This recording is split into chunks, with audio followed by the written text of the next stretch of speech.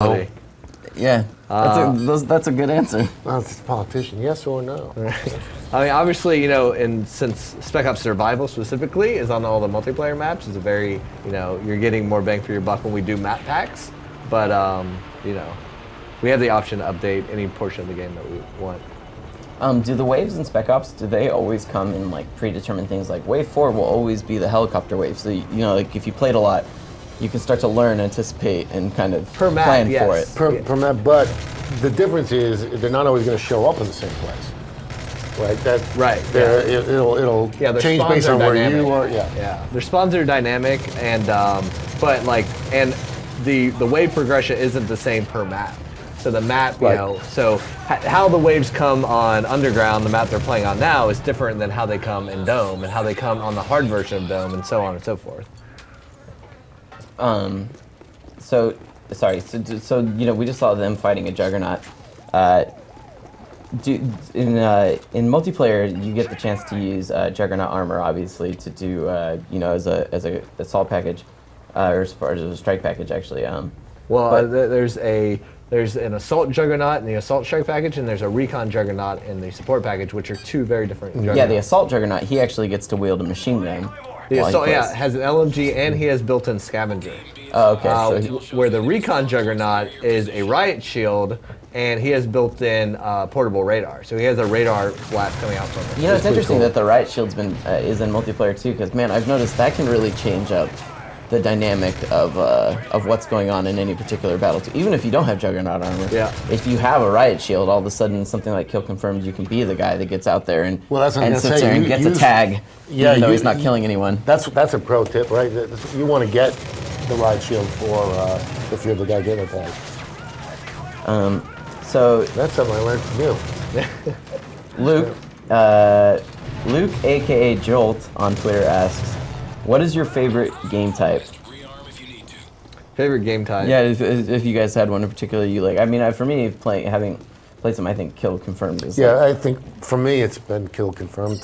Kill Confirmed is my new favorite. I mean, obviously, hardcore S&D will always be my bread and butter. I'm just a hardcore S&D player, and then standard non-hardcore is domination for me. But you can hear it on the team too when we're all playing at night and. Kill Confirm comes up, everybody gets kind of excited. Yeah, Kill Confirm is awesome.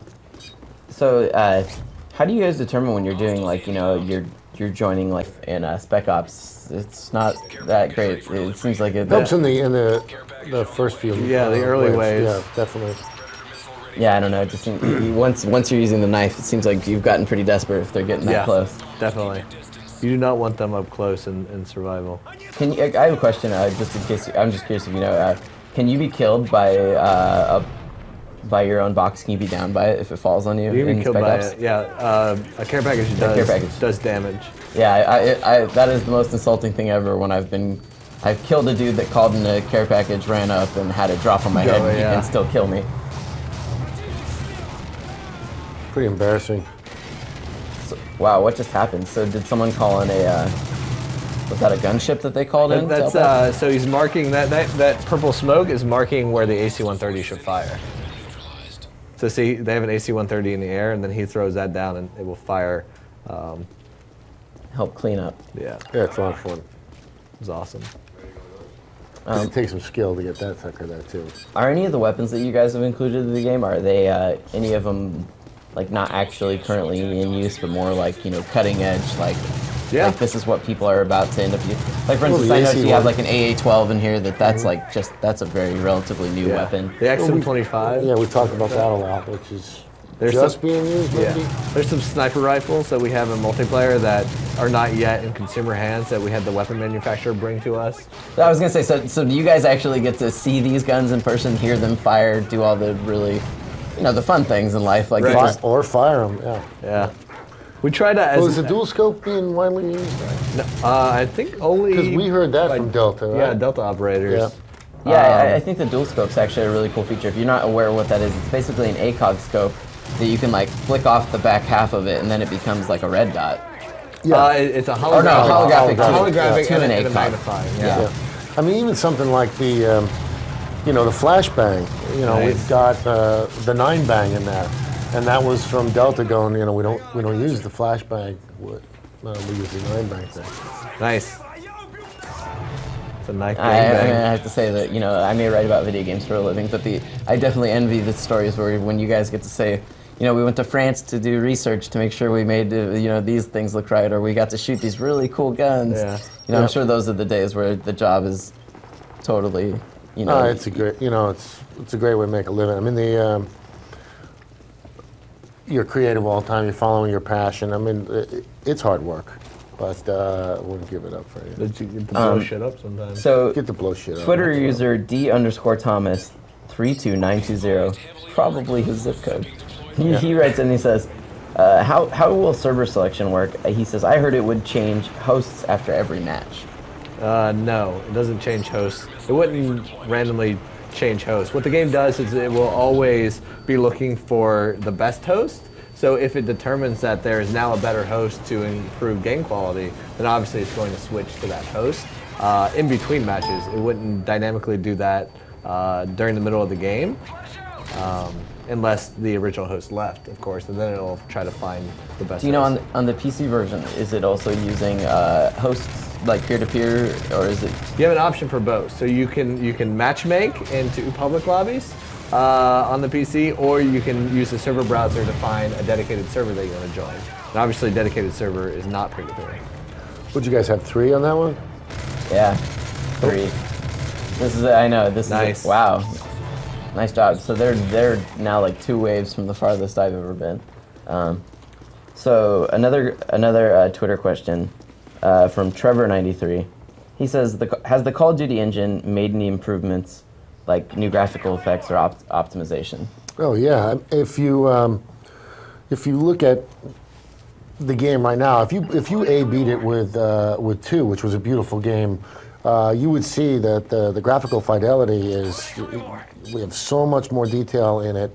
We're able to build levels that we talked about before that are, not only have a slightly bigger footprint, this way, but now we go vertical. So we've got bigger levels. We've got more animation in there. We've upgraded the audio system. We've made better tools, and some of that's behind the scenes. But what that does is allows us to iterate quicker and quicker and quicker. And we're fitting a lot more in each and every level right now. We've got more characters in a level than we had before, more textures in a level, more polys.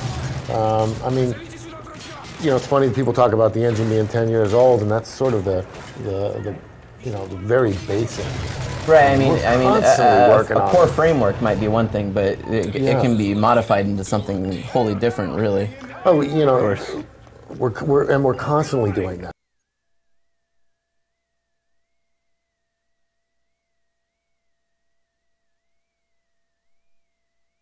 Modern Warfare 3 branded. Way to go, Trevor. Yeah. What was that, Trevor 20? Trevor 93. So 93. I have a feeling he's quite young. It's probably the year he was born. Makes me feel like an old man, and I'm pretty young. So. Unless he's 93. Oh, that's true. He could be probably the oldest Call of Duty player. Right. Do you guys ever get any sort of information about that, like demographics that play? I'm just curious, like. We get some demographics, but I think that's still. What we get is sort of anecdotal stuff. I mean, sure. people come up to me all the time and will say, this is the one game I play with my dad, or my uncle plays, and I don't know what the demographic is, but it's huge. When you get to this many people, it obviously it's extremely wide. The demographic for Call of Duty. Yeah, I mean, this is the one game every year that even my dad asks, "Hey son, I saw a commercial for this new Call of Duty game." He knows Call of Duty names very well. See, now he's using the FAD, the weapon I was talking about earlier, that these super heavy armored guys come in with. And the one thing you want to do once you get an enemy weapon is try to be near the weapon armory so you can buy ammo for it, because they never have a lot. Could this be the Josh moment? It happens. So I've just wanted to job. As high as I ever get, not bad. I think now here in a couple of minutes we're going to switch back up to some multiplayer to close out the live stream. By close out, I still mean you have an hour and a half to send in your questions to twitter.com/IGN, hashtag Modern Warfare 3. I'm getting bed sores. Hashtag. We have Glenn here from Sledgehammer and Robert from Infinity Ward to answer your questions or until they